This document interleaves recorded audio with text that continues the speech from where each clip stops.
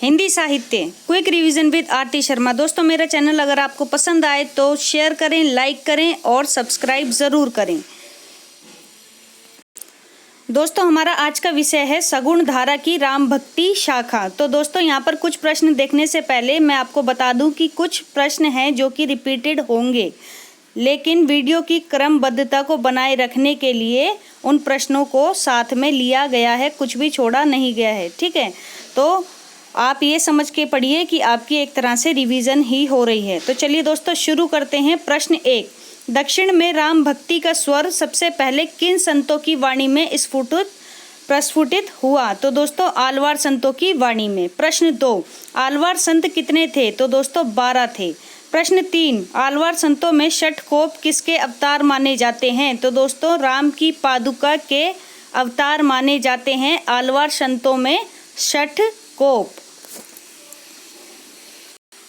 प्रश्न 4, ध्यान से सुनिए दोस्तों, षटकोप या पराकुंश मुनि, षटकोप या पराकुंश मुनि किस आलवार के दूसरे नाम बताए जाते हैं? तो नम्मा आलवार, नम्मा आलवार के ही दूसरे नाम है षटकोप या पराकुंश मुनि।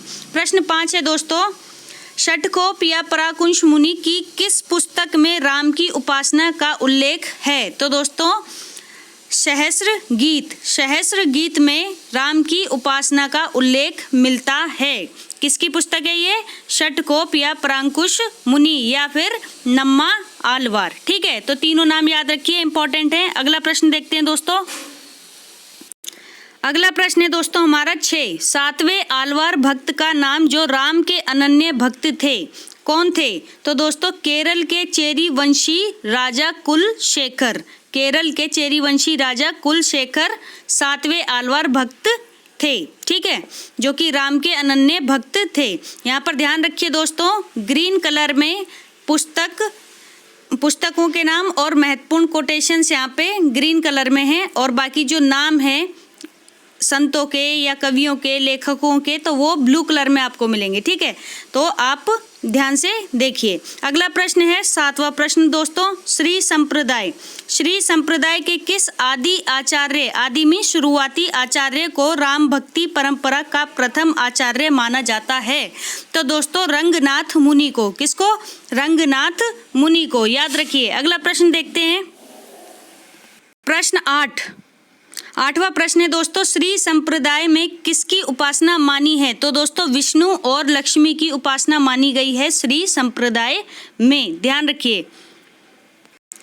प्रश्न 9, आलवार षटकोप यानी कि नम्मा आलवार की कितनी पीढ़ी के बाद रामानुज आचार्य आए? तो दोस्तों फिर से सुन लीजिए, प्रश्न 9, आलवार षटकोप की कितनी पीढ़ी के बाद रामानुज आचार्य आए? तो दोस्तों 5 पीढ़ियों के बाद आए थे। कौन? रामानुज आचार्य। किसके बाद? षटकोप यानी नम्मा आलवार के बाद। ठीक है, उनकी 5 पीढ़ियों के बाद। अगला प्रश्न है 10वां प्रश्न दोस्तों, रामानुज आचार्य को किसके अवतार माने जाते हैं? यानी रामानुज आचार्य किसके अवतार माने जाते हैं? तो दोस्तों शेष या लक्ष्मण के अवतार माने जाते हैं। अगला प्रश्न देखते हैं, प्रश्न 11, रामानुज आचार्य ने किसका खंडन किया? तो दोस्तों हम बताएंगे कि रामानुज आचार्य ने खंडन किया अद्वैत वेदांत का, अद्वैत वेदांत। अगला प्रश्न है 12वां प्रश्न, रामानुज आचार्य ने अद्वैत वेदांत का खंडन कर किसकी स्थापना की थी? तो दोस्तों अद्वैत वेदांत का खंडन करके उसके स्थान पर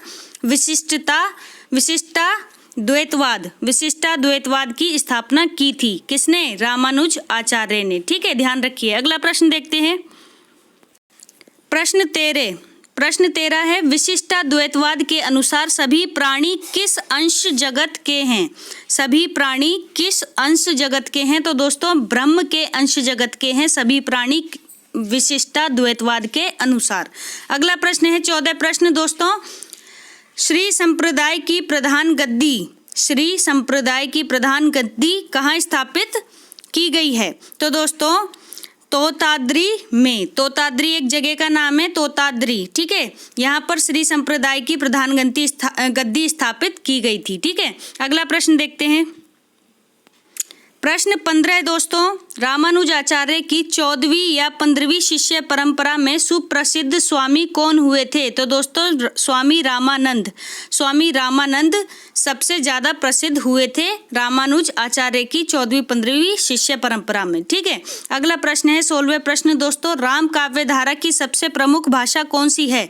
तो दोस्तों अवधी भाषा सबसे ज़्यादा प्रमुख है राम काव्य धारा में, यानी अधिकांश जो राम काव्य मिलता है हमें, राम कथा जो मिलती है वो अवधी भाषा में मिलती है। ठीक है, अगला प्रश्न देखते हैं दोस्तों, प्रश्न 17 दोस्तों, हिंदी क्षेत्र के राम भक्त कवियों का संबंध किससे है? तो दोस्तों रामानंद से है।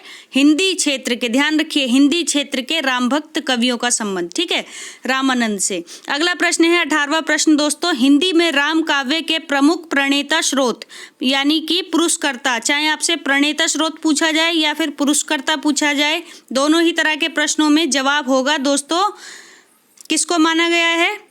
तो रामानंद को माना गया है। तो फिर से सुन लीजिए, हिंदी में राम काव्य के प्रमुख प्रणेता स्रोत या पुरुषकर्ता किसे माना गया है? तो दोस्तों रामानंद को माना गया है। अगला प्रश्न देखते हैं, प्रश्न 19 है दोस्तों हमारा, मध्य युग की समग्र स्वाधीन चिंता के गुरु रामानंद ही थे। मध्य युग की समग्र स्वाधीन चिंता के गुरु रामानंद ही थे। यह कथन किसका है? तो दोस्तों आचार्य हजारी प्रसाद द्विवेदी का कथन है। ध्यान रखिए, आचार्य हजारी प्रसाद द्विवेदी। ठीक है, अगला प्रश्न देखते हैं, अगला प्रश्न है 20। तो दोस्तों आचार्य रामचंद्र शुक्ल ने राम काव्य परंपरा का पहला कवि किसे माना है? तो दोस्तों रामानंद को राम काव्य परंपरा का पहला कवि माना है आचार्य रामचंद्र शुक्ल ने। मोस्ट इंपॉर्टेंट क्वेश्चन है दोस्तों, इसको याद कर लीजिए। ठीक है, अगला प्रश्न है कौन सा? 21वां प्रश्न है, रामानंद के गुरु कौन थे? तो रामानंद के गुरु थे दोस्तों, मोस्ट इंपॉर्टेंट क्वेश्चन, राघवानंद। ठीक है, याद रखिए। प्रश्न 22 है दोस्तों, उत्तर भारत में राम भक्ति का प्रवर्तन किसने किया था? तो दोस्तों उत्तर भारत की बात हो रही है, ऊपर यानी कि नॉर्थ की बात हो रही है। ठीक है, नॉर्थ वाला एरिया जो उत्तर प्रदेश ये सब एरिया है। ठीक है, तो यहाँ पर राम भक्ति का प्रवर्तन किसने किया था? तो राघवानंद ने किया था। ठीक है, और राघवानंद कौन थे? रामानंद के गुरु थे। प्रश्न 23 है दोस्तों, उत्तर भारत में राम भक्ति को प्रतिष्ठित और प्रसारित किसने किया था? तो दोस्तों राघवानंद के शिष्य रामानंद ने। ठीक है, राघवानंद के शिष्य रामानंद ने। आगे बढ़ते हैं, प्रश्न 24 है दोस्तों, रामानंद को आकाश धर्मा गुरु किसने कहा है? तो दोस्तों आचार्य हजारी प्रसाद द्विवेदी ने रामानंद को आकाश धर्मा गुरु कहा है। अगला प्रश्न है 24वां प्रश्न दोस्तों, रामानंद किस शताब्दी में उपस्थित थे? तो रामानंद 14वीं शताब्दी में उपस्थित थे। ठीक है, 14वीं शताब्दी, याद रखिए रामानंद। अगला प्रश्न है दोस्तों, रामानंद की उपासना किस भाव की थी? तो दोस्तों ये उपासना से हमेशा प्रश्न आता है, चाहे वो मीरा की उपासना पूछी जाए, चाहे सूरदास की पूछी जाए, ठीक है, या फिर क्या बोलते तुलसीदास की पूछी जाए, तो आप याद रखेंगे। ठीक है, तो दास्य भावना वाला जिसका भी प्रश्न हो आप उसको अच्छे से याद कर लें। तो रामानंद की उपासना किस भाव की थी दोस्तों? दास्य भाव की थी। ठीक है, दास्य भाव। अगला प्रश्न है 27वां प्रश्न दोस्तों, रामानंद के कितने पद गुरु ग्रंथ साहिब में संकलित हैं? तो दोस्तों रामानंद के 2 पद, कितने? 2 पद जो हैं वो गुरु ग्रंथ साहिब में संकलित हैं। अगला प्रश्न देखते हैं, अगला प्रश्न है दोस्तों हमारा 28वां प्रश्न। ठीक है, 28वां प्रश्न है, तो रामानंद के प्रमुख रचित ग्रंथ कौन से हैं? तो दोस्तों रामानंद के ग्रंथों की बात करते हैं तो सबसे पहले देखते हैं वैष्णव मताब्ज भास्कर, फिर है श्री रामार्चन पद्धति, फिर योग चिंतामणि, राम रक्षा स्रोत, आनंद भाष्य। तो दोस्तों ये सभी क्या हैं? रामानंद के प्रमुख रचित ग्रंथ हैं और इनके बारे में हम आगे पढ़ेंगे। ठीक है, अगला प्रश्न है दोस्तों 29वां प्रश्न है, रामानंद की रचना के रूप में प्रसिद्ध ग्रंथ कौन सा है? तो दोस्तों रामानंद की रचना के रूप में जो प्रसिद्ध ग्रंथ है वो है योग चिंतामणि। योग चिंतामणि। प्रश्न 30, रामानंद के संस्कृत भाषा में, ध्यान रखिए, संस्कृत भाषा में प्रमाणित ग्रंथ कौन से हैं? तो दोस्तों वैष्णव मताब्ज भास्कर और रामार्चन पद्धति। वैष्णव मताब्ज भास्कर और रामार्चन पद्धति ये रामानंद के संस्कृत भाषा में प्रमाणित ग्रंथ हैं। दोस्तों ध्यान रखिए संस्कृत भाषा है, हिंदी नहीं है। अगला प्रश्न देखते हैं। प्रश्न 31 है दोस्तों, वैष्णव मताब्ज भास्कर में रामानंद के किस शिष्य ने 9 प्रश्न किए हैं? तो वैष्णव मताब्ज भास्कर में